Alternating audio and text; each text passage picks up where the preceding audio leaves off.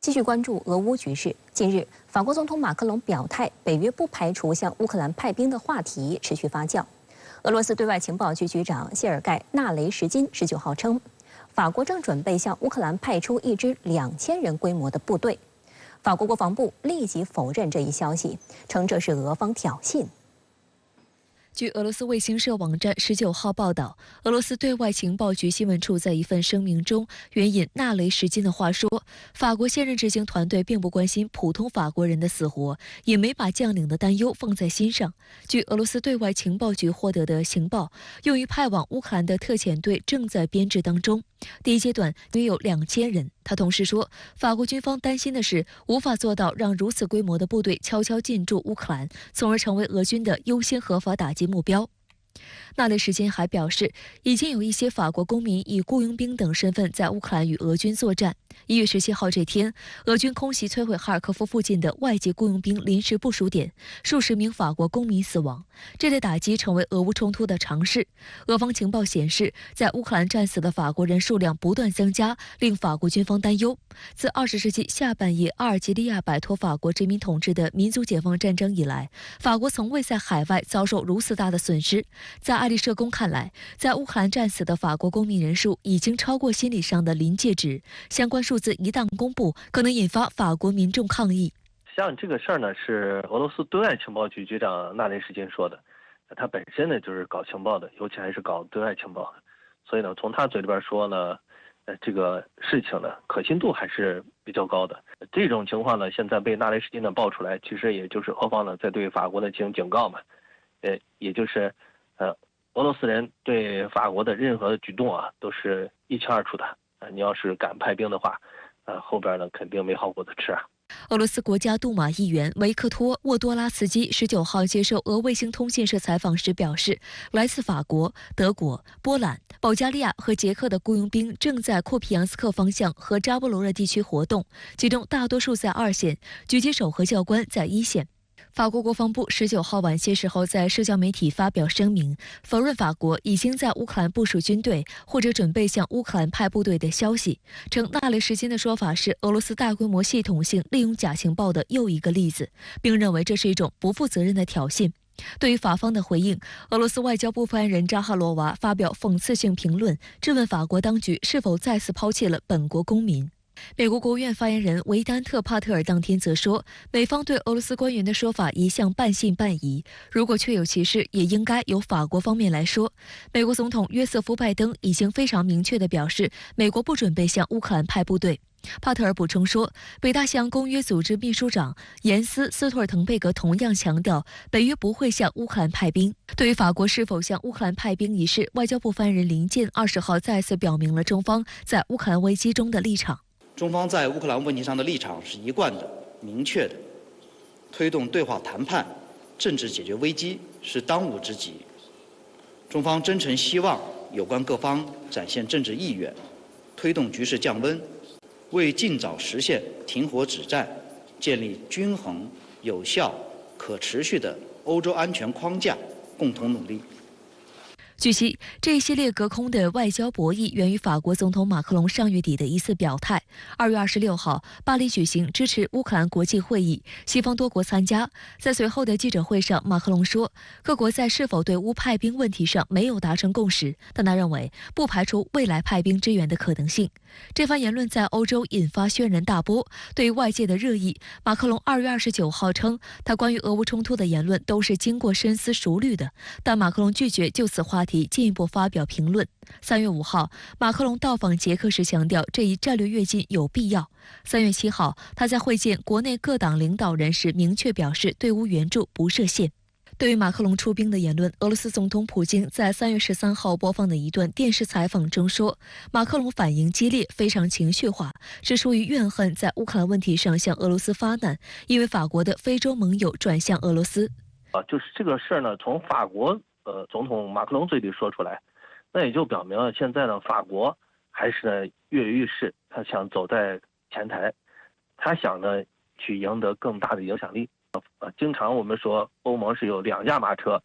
一架呢是法国，一架是德国，而且在近些年呢，德国的影响力呢是在越来越大的。这种情况呢，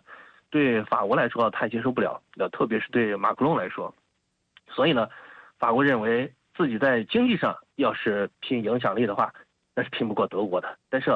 法国在军事上、在政治上，这个影响力呢要比德国大得多。所以呢，看看现在马克龙呢说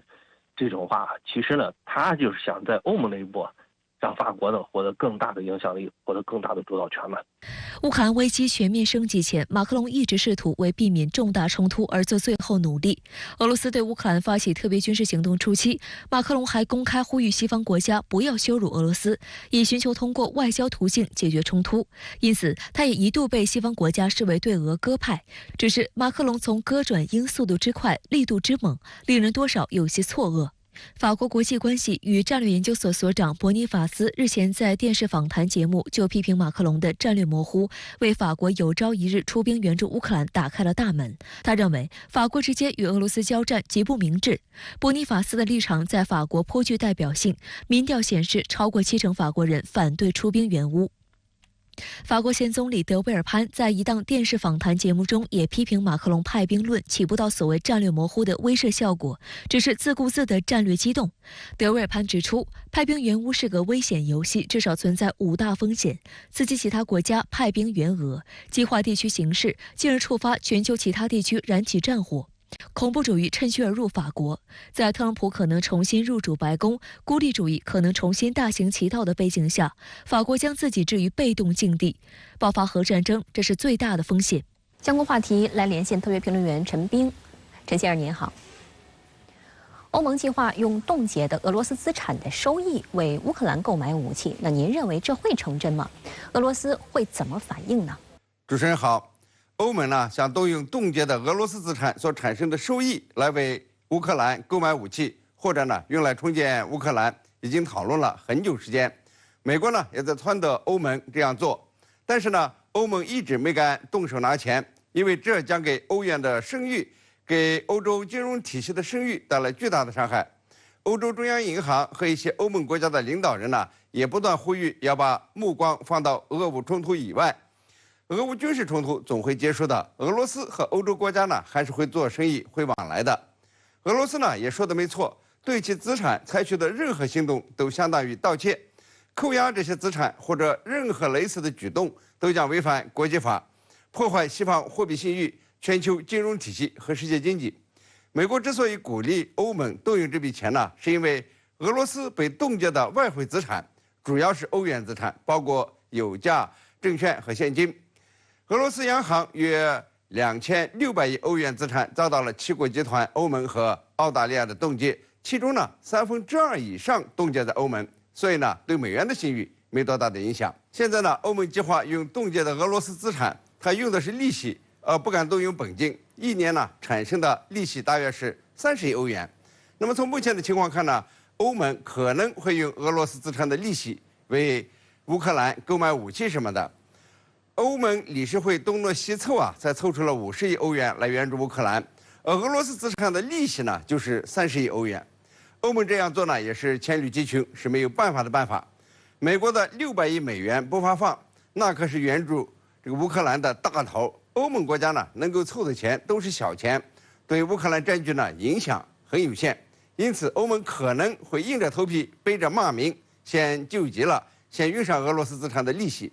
但是呢，也不排除有些欧盟国家会起来反对，毕竟呢，这是人家的钱，是俄罗斯的钱。现在德国总理舒尔茨、欧盟委员会主席冯德莱恩等欧洲大佬也是支持呢用俄罗斯的资产利息为乌克兰买武器，但究竟能不能动用这笔钱还没有定论，需要欧盟成员国呢来共同的商议。俄罗斯总统发言人说，唯有建立缓冲区，才可避免俄领土受乌军袭击，而乌方则认为这是战事升级的信号。那么，陈先生，您怎么看待呢？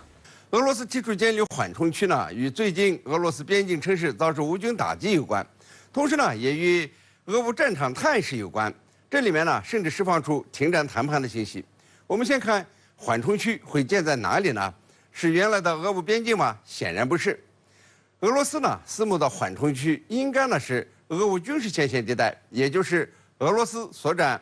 乌东部4州与乌军防线之间。俄罗斯前年呢就修筑了上千公里的苏诺维金防线，把地雷阵、战壕、工事和反坦克的壕沟等等呢有机的结合起来，形成火力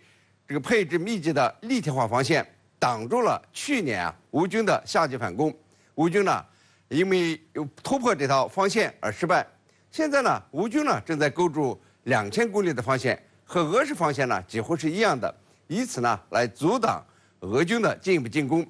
那么，俄军与乌军2条防线之间的地段呢，大概就是俄罗斯认为的缓冲带，与三八线朝韩之间的军事缓冲带呢有点相像。要建立缓冲带呢，俄军肯定想前进一步，所以呢，这个乌克兰方面认为战事要升级。目前呢，俄军施展优势，无论作战人员还是武器装备上都强过乌军，但是乌军呢仍在抵抗，来自西方的军事援助也可能逐渐的来弥补弹药不足的问题。欧盟筹集了50亿欧元，还准备动用冻结的俄罗斯资产所产生的利息来为乌克兰购买武器。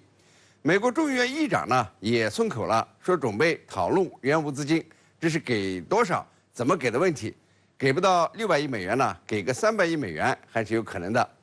对俄军来说呀，往前冲一样面临着严峻的挑战。战场上，俄乌处在僵持状态，外交上呢也有点疲惫。这个美欧对乌克兰获胜已经不抱希望，给不出足够的资金和弹药。停战和谈呢，或许会渐渐的浮出台面，成为各方可以接受的出路。莫斯科说建立缓冲区是为了俄罗斯领土免受乌军袭击，那是安抚国内民众的。但是呢，也透出停战和谈的可能性。俄罗斯呢一定会守住并入联邦的乌东4州，缓冲区呢一定会在这4州的西部。战争呢总是要通过谈判来结束，俄罗斯呢提供了一种可能性。